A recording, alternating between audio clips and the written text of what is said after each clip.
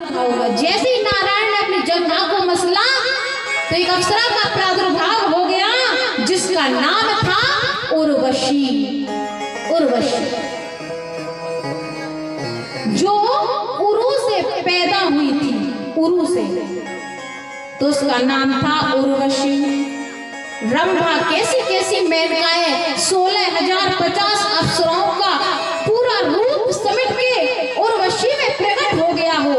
नारायण बोले, ऐ अप्सराओं, जाओ इस उर्वशी को हमारी तरफ से ले जाओ और जाकर के इंद्र को भेंट कर देना। उर्वशी को भेज दिया।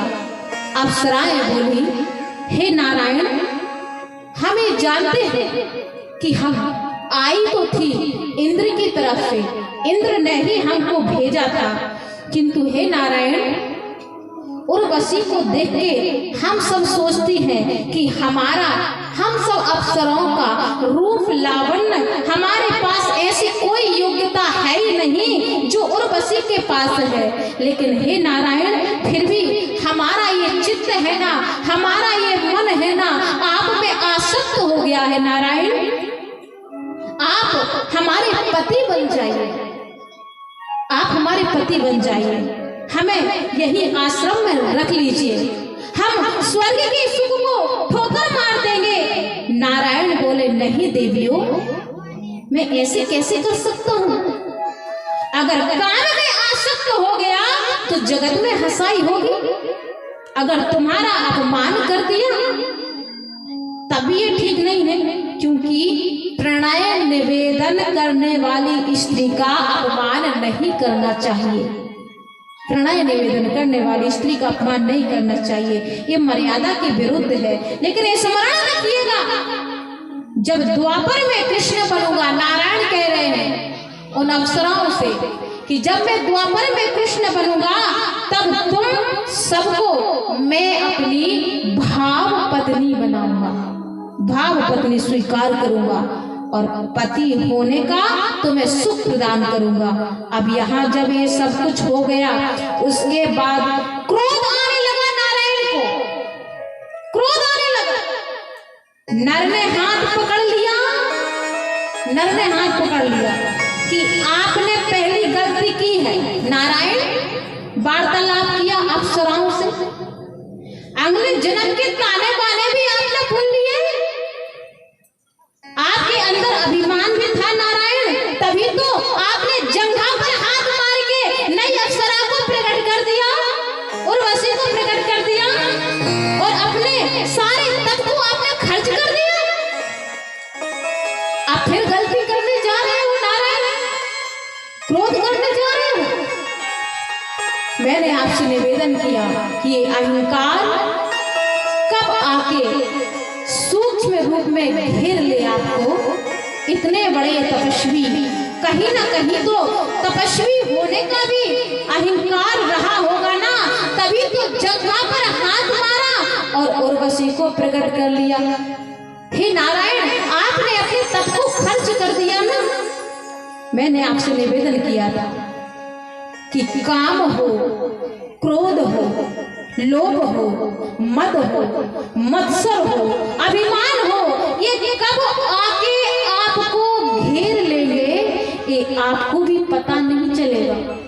कब आके आपके हृदय में बैठ जाएंगे आपको भी पता नहीं चलेगा। इसलिए जिनको अपने कर्तृत्व का अभिमान है वो अहंकार से बच नहीं पाते। वही नर नारायण थे नैमिषारण्य में, जिनके साथ इतना लंबा घोर युद्ध प्रहलाद जी ने किया था। जन्मेजय कथा सुनते जा रहे हैं और प्रश्न पर प्रश्न करते जा रहे हैं। श्रापित हुए थे वे, इंद्र ने उनको श्रापित कर दिया। वही नारायण देवकी के गर्भ से फिर जन्म लेते हैं और इससे पहले का जन्म, फिर उससे पहले का भी जन्म, फिर उससे पहले का भी जन्म, फिर उससे पहले का भी जन्म। ये जन्म का सिलसिला ये अंतहीन सिलसिला है। इसलिए सारी जन्म की ये इसी जन्म की कहानी नहीं है, ये तो जन्मों जन्मों का ताता है, श्रृंखला है। आप कहते हो ना कभी कभी कि मैंने इस जन्म में तो देवी जी कोई बुरा काम किया है, कहते हो ना, जब बहुत दुखी होते हो ना तब कहते हो कि मैंने इस जन्म में तो कभी बुरा कर्म किया ही नहीं, तो क्यों हम दुख में घिरे हुए हैं? क्योंकि पूर्व जन्म का संचित लेकर के बैठे हो, अभी प्रारब्ध को भोग रहे हो। भैया अच्छी सुविधा है, बढ़िया, आपके पास बहुत सुविधा है, आपके आसपास लोग जी हजूरी भी कर रहे हैं, तो पूर्व जन्म के किए हुए शुभ कर्म हैं जो आज पुण्य प्रताप बन के तुम्हारे पास है। कोई तो शुभ कर्म रहा होगा ना हम सबका, कोई तो पुण्य कर्म रहा होगा जो आज हम सबको यहाँ भगवती के चरणों में खींच करके ले आया है।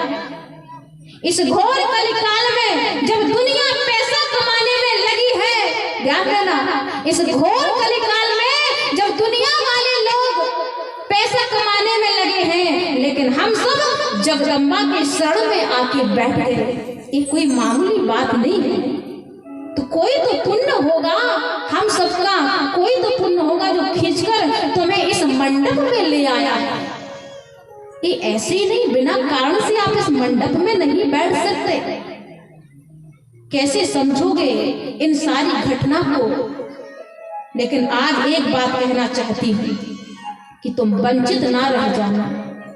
अभी खा रहे हो ना, अभी खा रहे हो तो ये पुराना पुण्य है, ये पुराना है। नई भी तो कुछ प्रक्रिया चलनी चाहिए ना, कुछ नया भी तो करना चाहिए।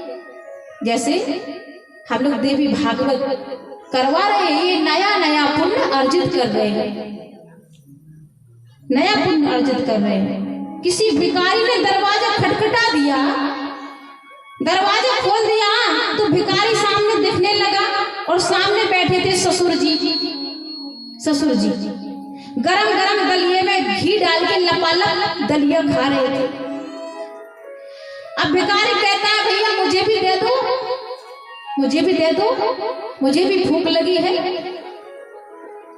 तो वो ससुर जी खिड़की से बस देख रहे हैं, लेकिन खाना बंद नहीं किया, खाते रहे खाते रहे।